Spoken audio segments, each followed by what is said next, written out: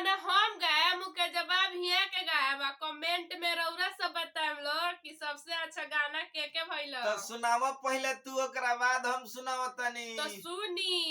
साग खूटी गईली दाना दिया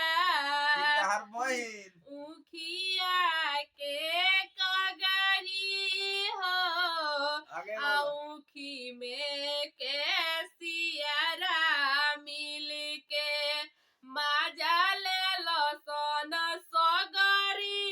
हो तो हमरो सुना पढ़े लिखे गईली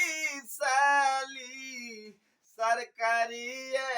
स्कूल में आयो रवन से मिले खाती